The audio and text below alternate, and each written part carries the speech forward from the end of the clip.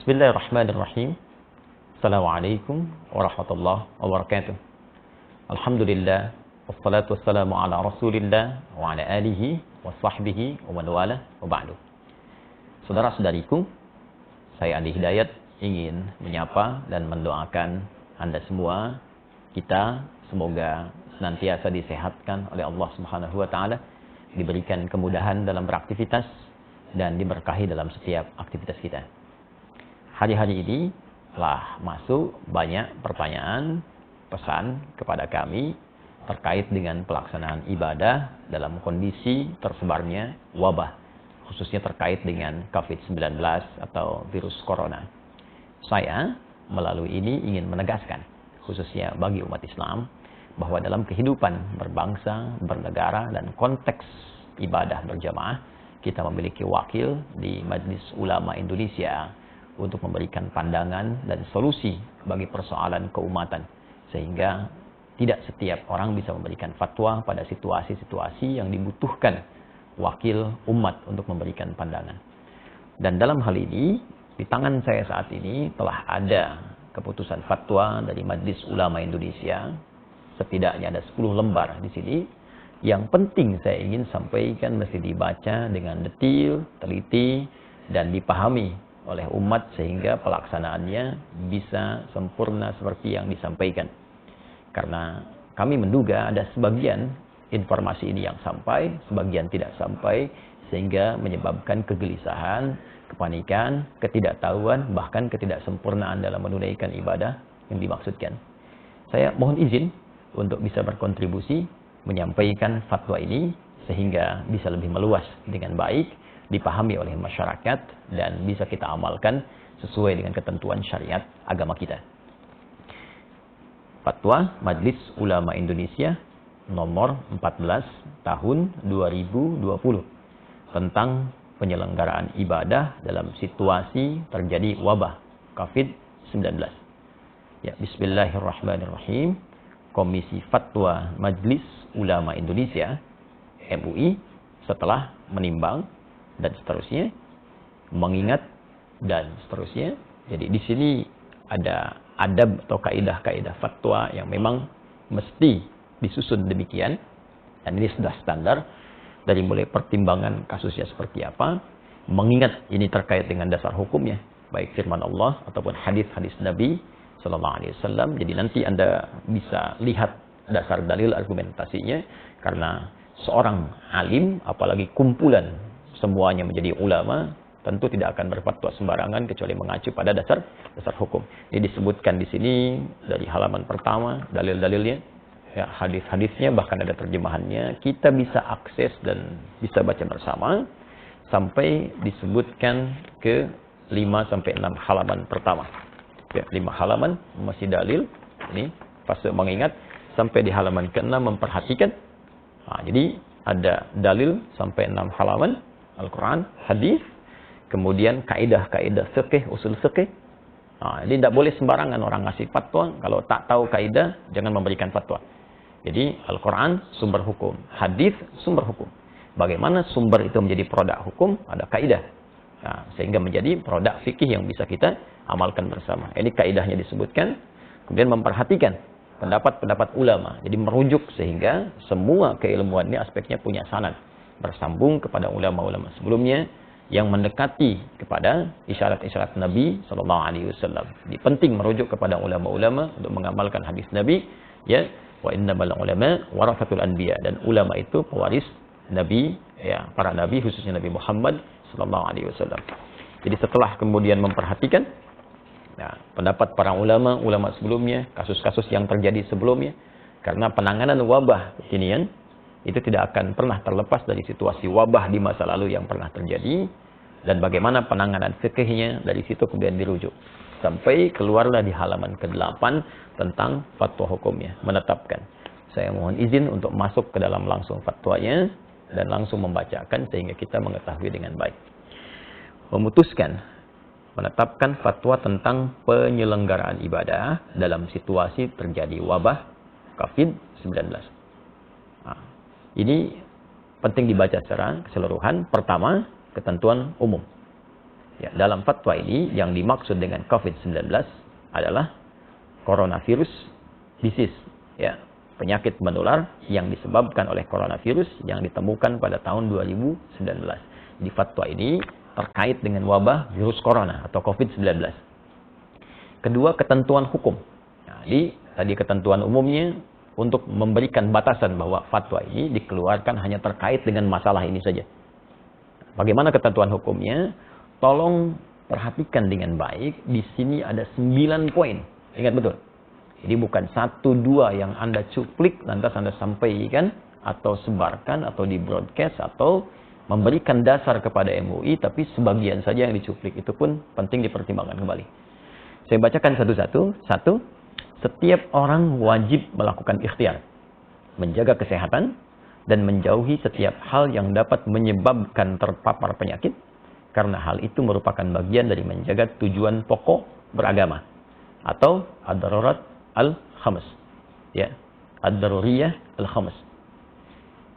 Ini bagian pertama. Jadi meminta kita semua berikhtiar, jaga kesehatan kita, jaga baik-baik kondisi kita. Kalau kita mengambil kepada bagian-bagian sebelum yang disampaikan, jelas sekali ada anjuran langsung dari Nabi, kalau sudah tahu wilayah yang terjangkit jangan masuk ke situ, dari wilayah itu jangan keluar. Ya, ini bagian dari menjaga kehidupan kita, dan nanti turunannya kita akan lihat seperti apa proses yang dimaksudkan. Ad-daruriyatul khams, jadi ada 5 aspek tujuan pokok syariat ya, yang harus kita jaga. Yang pokok pertama adalah hifdzun nafsi, menjaga jiwa. Jadi jangan sampai kita mencari harta, mencari kehidupan, ya, mencari segala hal yang menyenangkan, tapi lupa bahwa ada yang membahayakan dalam kehidupan kita. Saya tidak akan banyak menafsirkan, kita sudah pahami. Jadi kedua, nah ini yang paling penting, orang yang telah terpapar virus corona wajib menjaga dan mengisolasi diri agar tidak terjadi penularan kepada orang lain. Saya ulang, orang yang telah terpapar virus corona wajib menjaga dan mengisolasi diri agar tidak terjadi penularan kepada orang lain. Baginya, sholat Jumat dapat diganti dengan sholat zuhur. Karena sholat Jumat merupakan ibadah wajib yang melibatkan banyak orang, sehingga berpeluang terjadinya penularan virus secara massal. Baginya, haram melakukan aktivitas ibadah sunnah yang membuka peluang terjadinya penularan, seperti jamaah sholat 5 waktu atau rawatib, sholat tarawih, dan id di masjid atau tempat umum lainnya, serta menghadiri pengajian umum dan tabligh akbar. Jelas poin yang kedua. Jadi kalau memang sudah ada, diketahui positif, atau bahkan kemungkinan kuat suspek yang diduga sangat kuat terkait dengan corona, maka ini jelas, ya, fatwanya sangat jelas. Jangan melibatkan diri dalam proses pelaksanaan ibadah berjamaah, baik Jumat, sholat fardu ditunaikan berjamaah di masjid, atau sholat-sholat sunnah yang ditunaikan dengan sifat berjamaah terbuka. Fatwa ini sangat jelas, mudah dipahami, landasan hukumnya kuat. Bahkan kalau boleh kita memberikan bandingan yang sangat ringan, dalam situasi badai saja, ada hujan lebat, dingin, ya, itu bahkan muadzin mengumandangkan azan dengan satu kalimat membolehkan masyarakat untuk sholat di rumah, karena khawatir terkena badai ketika akan ke masjid. Maka bagaimana dengan kondisi orang tertular virus dan bisa menularkan pada orang lain? Atau bahkan dalam konteks lain, ya, orang yang safar saja, perjalanan jauh, dengan keadaan safarnya dia bisa mengganti Jumat dengan zuhur karena kesulitan menunaikannya. Maka bagaimana dengan orang terkena virus yang membahayakan pada dirinya dan bahkan membahayakan orang lain di sekitarnya? Ini sangat mudah dipahami dan tidak perlu banyak ditafsirkan. Jadi kalau memang dampaknya pada wilayah yang sudah terjangkiti, kemudian orangnya diketahui banyak di situ terkena virus juga, maka hukum menunaikan ibadahnya itu bisa diganti dari yang aspek berjamaah di masjid, bahkan Jumat menjadi berjamaah di rumah, atau mungkin Jumat diganti dengan zuhur sesuai dengan fatwa yang disampaikan. Tapi fatwanya belum selesai sampai di sini. Jadi kalau kita mengambil yang kedua ini saja, maka nanti akan banyak ditafsirkan dengan ya, masjidnya ditutup, Jumatnya tidak ditunaikan, ya, baru secara umum. Sedangkan kondisi belum selesai disampaikan. Ya, fatwa nomor 3, orang yang sehat dan yang belum diketahui atau diyakini tidak terpapar COVID-19 harus memperhatikan hal-hal sebagai berikut. A. Dalam hal ia berada di suatu kawasan yang potensi penularannya tinggi, atau sangat tinggi berdasarkan ketetapan pihak yang berwenang, maka ia boleh meninggalkan sholat Jumat dan menggantikannya dengan sholat zuhur di tempat kediaman, serta meninggalkan jamaah sholat 5 waktu atau rawatib, tarawih, dan id di masjid atau tempat umum lainnya.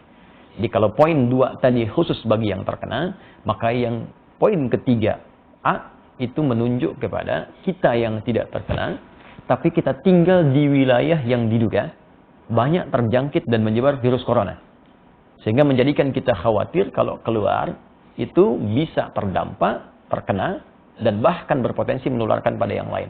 Dan ini pun sangat dipahami. Jadi kalau Anda tinggal di wilayah-wilayah tertentu yang memang informasi dari pemerintah setempat menyampaikan ini sudah darurat, sudah bahaya, diketahui kemudian tersebar, maka hukum fatwa ini berlaku. Ya, dan jangan dipaksakan. Sholat di rumah, ya itu biasa saja. Jadi kalau kita tidak sholat di masjid, itu biasa. Ya, dalam kondisi seperti poin nomor 3A ini. Yang tidak boleh itu tidak sholat. Itu poin pentingnya. Jadi kalau memang di tempat kita ditemukan situasi, diketahui banyak terjangkit, jangan paksakan situasi datang ke masjid. Ya, bahkan boleh Jumatnya gugur dan diganti dengan zuhur. Dan pahalanya sama dengan ketika kita menunaikan di masjid. Ya, saya sampaikan hadis Nabi sallallahu alaihi wasallam, riwayat sahabat Abu Hurairah radhiyallahu taala anhu, Nabi pernah menyampaikan, "Idza maridul 'abdu aw safar kutiba lahu mithla ma kana 'alaihi muqiman sahihan." Kalau ada seorang yang sakit atau bahkan sedang perjalanan jauh, dia tidak bisa menunaikan ibadah rutin seperti biasanya, maka apa yang dia tunaikan pada saat itu dihukumi sama pahalanya dengan kebiasaan dia semula. Saat sehatnya, saat normalnya. Anda saat safar kemudian menunaikan yang sempurna jadi qasar. Zuhur 4 jadi 2. Sunnah tidak dikerjakan. Padahal sebelumnya biasa Anda tunaikan. Maka kalaupun Anda kerjakan qasar, sunnah tidak dilakukan, tetap pahala dituliskan sempurna seperti kebiasaan Anda. Anda yang rajin ke masjid, kita yang biasa Jumatan, karena kondisi ini tidak memungkinkan ke masjid, dan tidak kita tunaikan berjamaah di masjid, kita tunaikan di rumah untuk menjaga diri pada aspek yang sangat penting, maka pahalanya pun sama dengan Anda mendatangi tempat ibadah itu. Tapi kalau Anda memaksakan diri sampai tertular atau menularkan pada orang lain, maka bukan hanya berpeluang keliru, tapi berpeluang juga dosa di dalamnya. Fatwanya belum selesai. Pada poin B, dalam hal ia berada di suatu kawasan yang potensi penularannya rendah. Tolong disimak baik-baik. Dalam hal ia berada di suatu kawasan yang potensi penularannya rendah, berdasarkan ketetapan pihak yang berwenang, maka ia tetap wajib menjalankan kewajiban ibadah sebagaimana biasa dan wajib menjaga diri agar tidak terpapar COVID-19 seperti tidak kontak fisik langsung, bersalaman, berpelukan, cium tangan, kemudian membawa sejadah sendiri dan sering membasuh tangan dengan sabun. Nah, ini penting dibacakan bagian kedua ini supaya kita mengetahui ya, bahwa fatwanya belum selesai. Jadi kalau di wilayah kita berdasar keterangan dari aparatur setempat, ya pemerintahan setempat menyampaikan di wilayah ini baik, di wilayah ini diduga kuat belum tersebar atau kecil kemungkinannya, maka kita berjamaah seperti biasa. Jadi tidak harus menutup tempat ibadah. Jumat berlangsung, ya ibadah 5 waktu berlangsung, dan kehati-hatian tadi kita lakukan, ya kita hindari kontak fisik secara langsung, bersalaman, atau kemudian tadi membawa sejadah sendiri, menggunakan hand sanitizer, ya. Nah, itu kita lakukan. Tapi jangan latah kemudian masjid ditutup, Jumat tidak ada, sehingga seakan-akan sunyi dari ibadah. Nah, hanya mungkin di fatwa ini juga, ini kami mengusulkan. Ya, kami mengusulkan kepada pemerintah di daerah-daerah setempat dengan berkoordinasi dengan pusat. Nah, ini mungkin menyampaikan kepada masyarakat transparansi data yang terbuka. Sehingga tidak terjadi kepanikan di masyarakat dan mengetahui tempat ini ada suspek, tempat ini aman. Sehingga dengan itu masyarakat mudah untuk bisa menentukan sikap sehingga tidak hadir kepanikan. Nah, saya tidak tahu nih tempat saya aman atau tidak. Nah, karena itu kita aktif untuk bisa bertanya apakah di tempat kita situasinya seperti apa, amankah atau kurangkah atau berbahayakah. Ya, ini ada sebagian tempat yang sudah cukup bagus mengupdate kepada kita ya, situasi perkembangan coronanya, ya saya ambil, dan ini menjadi patokan bagi kita untuk bisa mempraktekkan fatwa Majelis MUI ini, Majelis Ulama Indonesia ini. ya untuk bisa mempraktikkan fatwa Majelis Ulama Indonesia ini. Ya, daerah mana yang berlaku poin 3A, daerah mana berlaku poin 3B. Sambil contoh misalnya ini kita bisa akses bersama tentang penyebaran corona di Jakarta. Ya, ini sudah di-upload jadi informasi terbuka bagi publik. Jadi ada di corona.jakarta.go.id.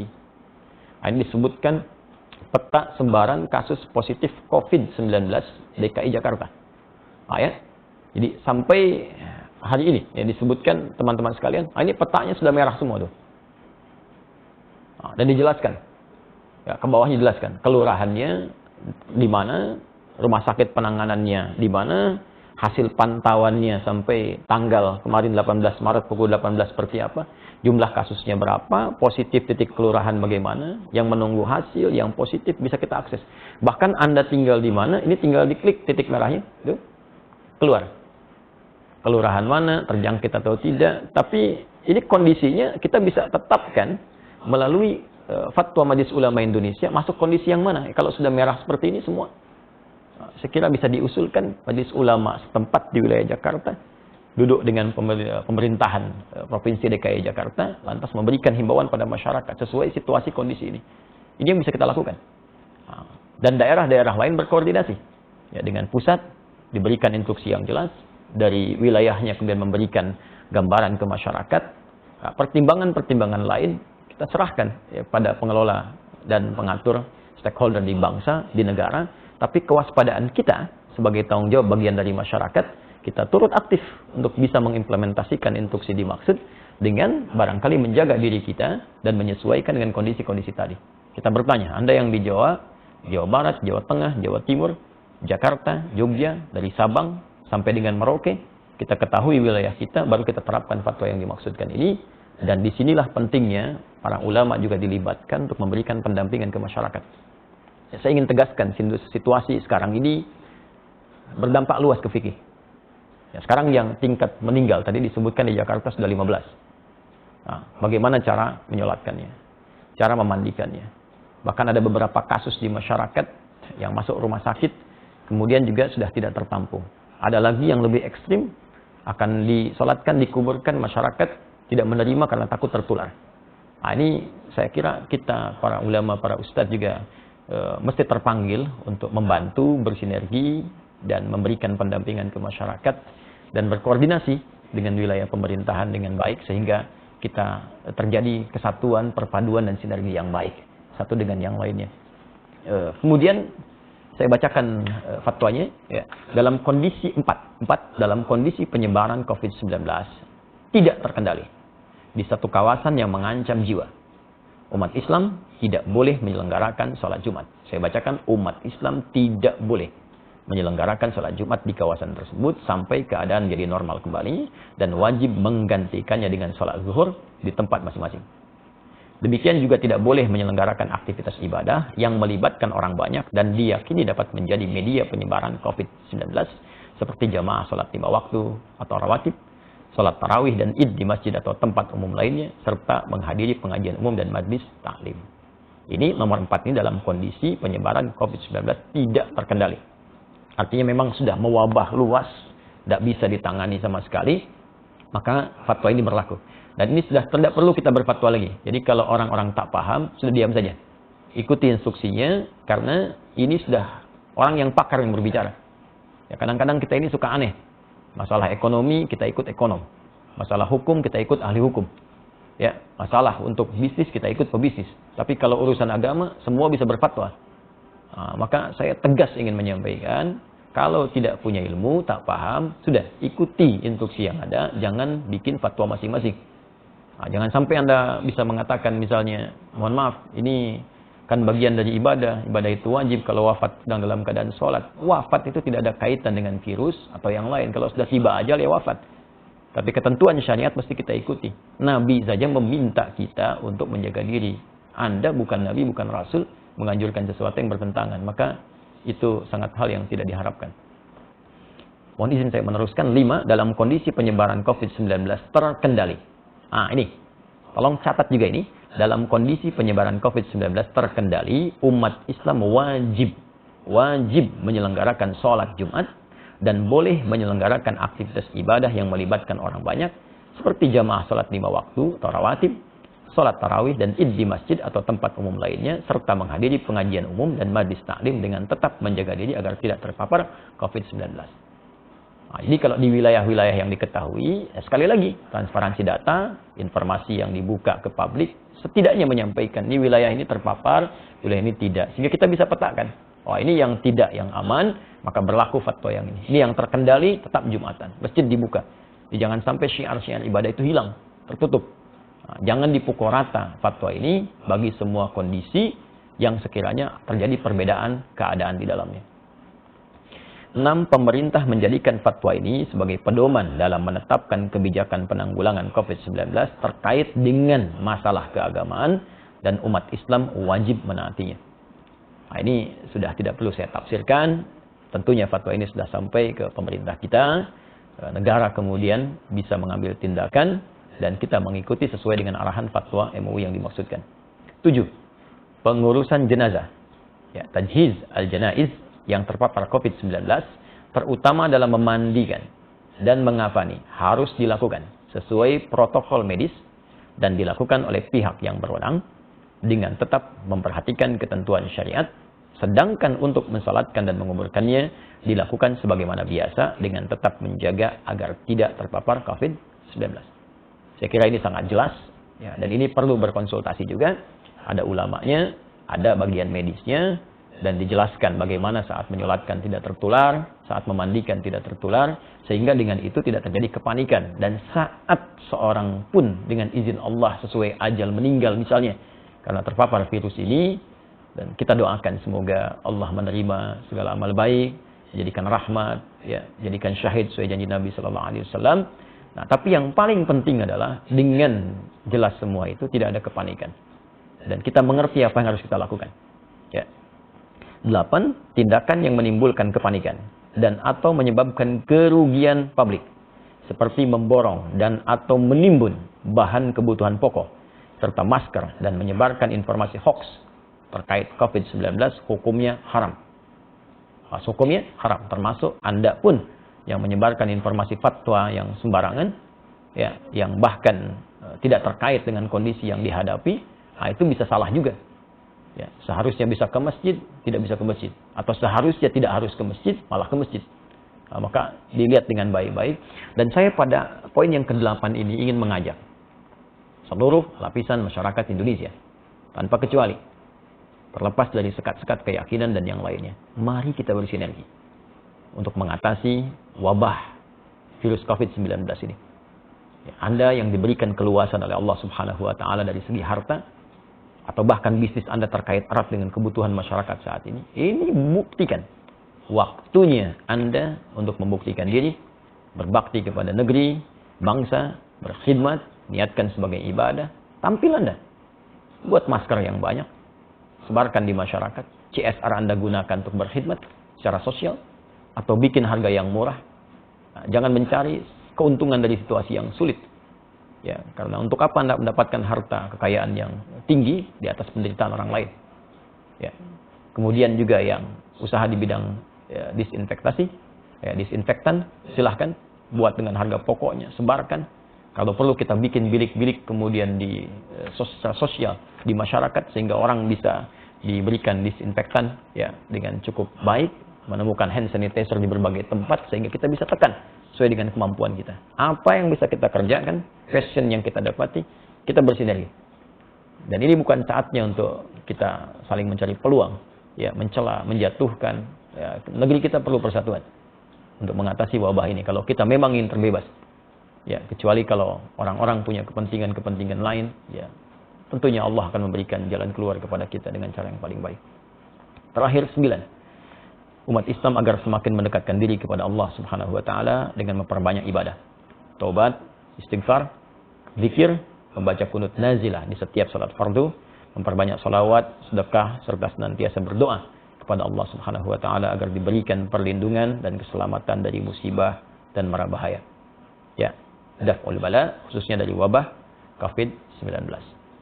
Inilah 9 poin yang disampaikan, dan bagian terakhir khususnya bagi kita umat Islam sangat penting kita lakukan. Karena semua solusi akan kembali kepada Allah Subhanahu wa taala. Al-Quran surah kedua Al-Baqarah ayat 156. Alladzina idza asabathum musibah qalu inna lillahi wa inna ilaihi rajiun. Orang-orang hebat itu, orang-orang sabar, orang-orang terbaik itu ketika diuji dengan musibah apapun, maka ia kembali kepada Allah untuk meminta solusi. Kita tingkatkan ibadah, amalkan doa-doa yang disebutkan dalam Al-Quran, amalkan doa-doa yang disampaikan oleh Nabi, dan indahnya dalam Islam, bahkan kita sudah mendapatkan tuntunan lengkap dalam kehidupan, bahkan terkait hal yang belum kita alami di masa-masa selanjutnya. 15 abad yang lalu, Nabi sudah menginfokan akan datang wabah. Sekarang kita tahu situasinya, dan bahkan Nabi ajarkan kalimat-kalimat untuk bisa kita amalkan. Baca zikir pagi, petang, baca doa-doa dalam Al-Quran, yang dengan itu insya Allah terhindar kita dari wabah dengan izin Allah Subhanahu wa ta'ala. Terakhir rekomendasi. Ya, pemerintah wajib melakukan pembatasan super ketat terhadap keluar masuknya orang dan barang ke dan dari Indonesia kecuali petugas medis dan barang kebutuhan pokok serta keperluan emergensi. 2. Umat Islam wajib mendukung dan menaati kebijakan pemerintah yang melakukan isolasi dan pengobatan terhadap orang yang terpapar COVID-19 agar penyebaran virus tersebut dapat dicegah. 3. Masyarakat hendaknya proporsional dalam menyikapi orang yang suspek atau terpapar COVID-19. Oleh karena itu, masyarakat diharapkan bisa menerima kembali orang yang dinyatakan negatif dan atau dinyatakan sudah sembuh ke tengah masyarakat serta tidak memperlakukannya secara buruk. Kemudian ketentuan penutup. 1. Fatwa ini mulai berlaku pada tanggal ditetapkan dengan ketentuan jika di kemudian hari membutuhkan penyempurnaan akan disempurnakan sebagaimana mestinya. 2. Agar setiap muslim dan pihak-pihak yang memerlukan dapat mengetahuinya, semua pihak dihimbau untuk menyebarluaskan fatwa ini. Dan apa yang saya sampaikan ini menaati, mengikuti himbauan, khususnya di poin yang keempat ketentuan penutup, berkontribusi dalam menyebarluaskan fatwa ini sehingga diketahui oleh masyarakat dan bisa kita taati dan jalankan khususnya bagi umat Islam di seluruh wilayah Indonesia yang kita cintai ini. Ditetapkan di Jakarta pada tanggal 21 Rajab 1441 Hijrah, 16 Maret 2020. Majelis Ulama Indonesia Komisi Fatwa, Ketua Profesor Dr. Hasanuddin AF, Sekretaris Dr. Haji Muhammad Asrul Ni'am Saleh MA. Mengetahui Dewan Pimpinan Majelis Ulama Indonesia, Wakil Ketua Umum ditandatangani Kiai Haji Muhyiddin Junaidi MA, Sekretaris Jenderal Dr. Haji Anwar Abbas MM MAG. Dan insya Allah kami mengetahui semua orang-orang ini yang menandatangan seluruhnya kafabel, ulama-ulama yang insya Allah dibimbing oleh Allah Subhanahu wa ta'ala dalam kebaikan.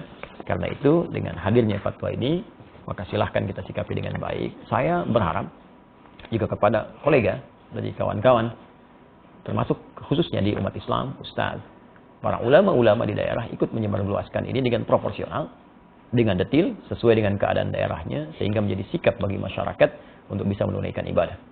Dan saya juga menghimbau kepada pemuka-pemuka di agama lain, saudara-saudariku sebangsa dan setanah air, ya, agar sama-sama kita bersinergi menyampaikan kepada umatnya, menyampaikan kepada masyarakat juga dalam bawah binaan dan bimbingannya, agar senantiasa bisa menjaga diri, kesehatan sesuai dengan instruksi yang kita dapati dan bisa menyatukan kita dalam suasana kebangsaan yang utuh, baik, dan semoga Allah membebaskan kita dari wabah COVID-19 ini dan memberikan hikmah-hikmah terbaik kepada kita. Dalam situasi yang sulit akan tampil orang-orang yang hebat, orang-orang yang jelas cintanya kepada bangsa, kepada negara dengan memberikan kontribusi-kontribusi yang positif. Tapi di saat ini pun akan tampak orang-orang yang memang tak peduli, orang-orang yang hanya menumpang kehidupan yang mungkin tidak kita saksikan dalam kehidupan kita. Tapi di atas semua ini, persatuan lebih penting dengan menghindari segala hal yang bisa merusak tatanan kebangsaan kita. Adi Hidayat untuk semuanya. Assalamualaikum warahmatullahi wabarakatuh.